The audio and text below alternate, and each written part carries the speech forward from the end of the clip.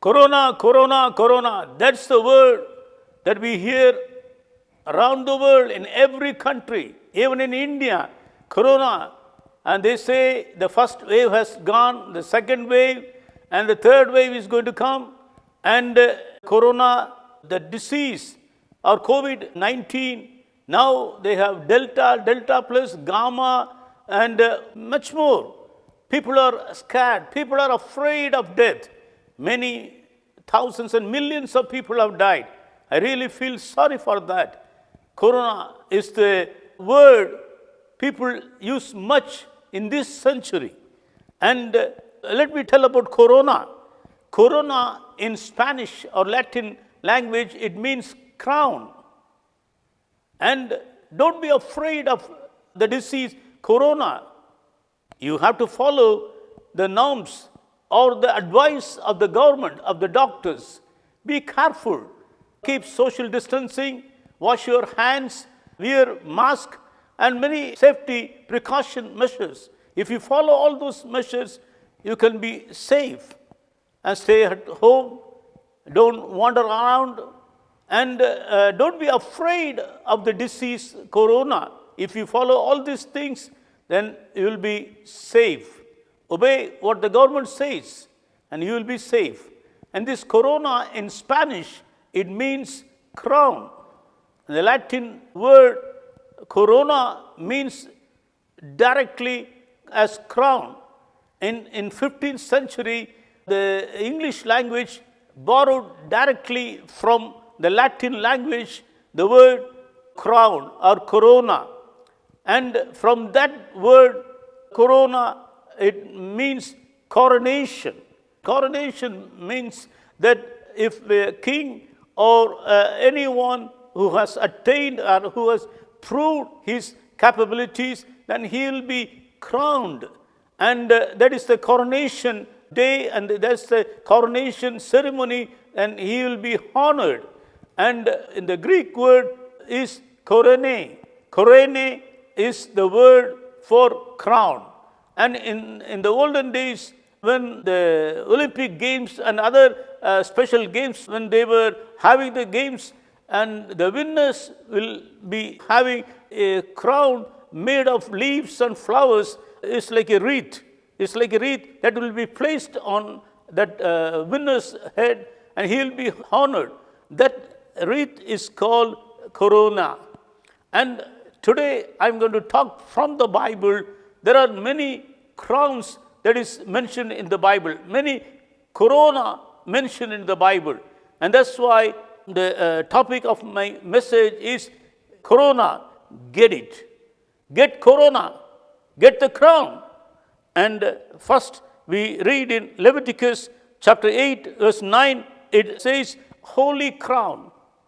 The Bible mentions a holy crown. And every Christian, every man and woman need to have a holy crown. And we have to have the holy crown. And already God has given us the holy crown, because He has separated us for a special purpose. That's for holiness. We are holy unto the Lord. We are holy generation, holy people, a royal priesthood. And God has given us the holy crown. And you have to live worthy of that holy crown that is placed upon you. Your life should be pleasing to God. Leviticus chapter 21 verse 12, it says the holy anointing is like a crown for the high priest. And we are a royal priesthood. So God has given us the anointing of the Holy Spirit. That's why Jesus said, wait in Jerusalem until you receive that holy anointing, holy oil. And in Psalms 89, David says very clearly, He has anointed me with that oil and with that holy oil, holy anointing. And I want to know how many of you are anointed with that holy oil.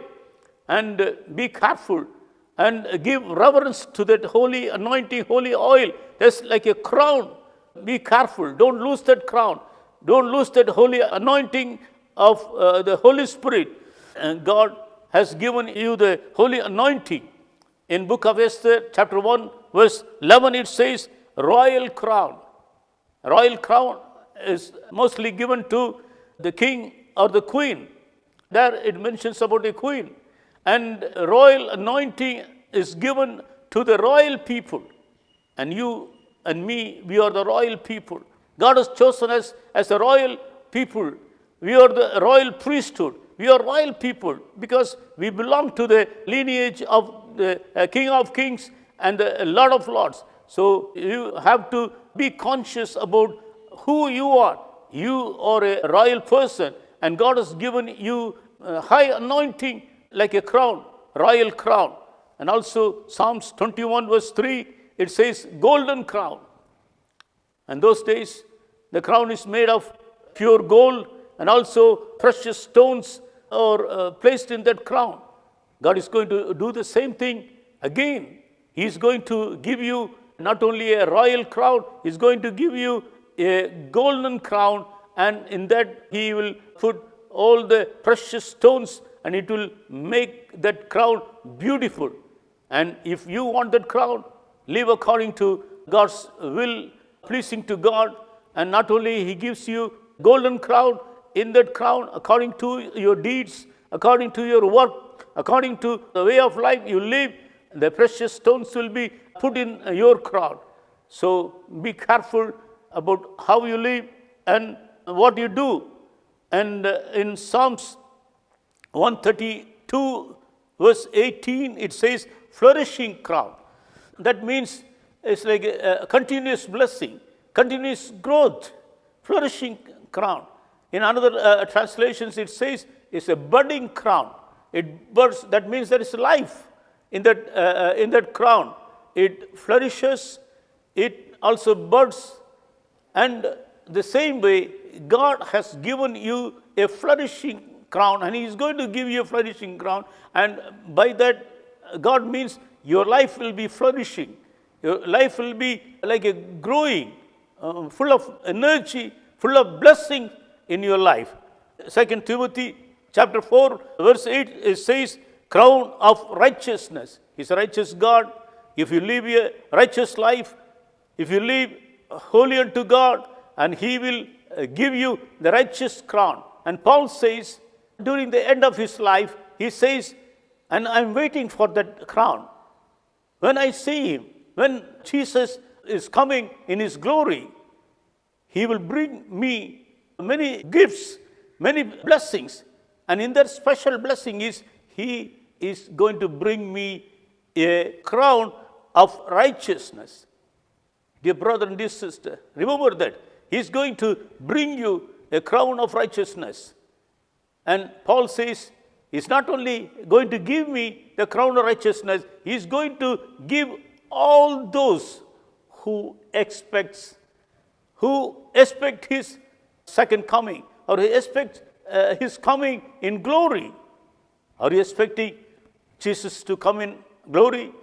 Do you expect to see the King of glory coming back again as He promised? He went, and He is going to come back again. As He went, He is going to come back again. Are you expecting every day, expecting or yearning to see the King of glory? He is bringing the crown of righteousness for you.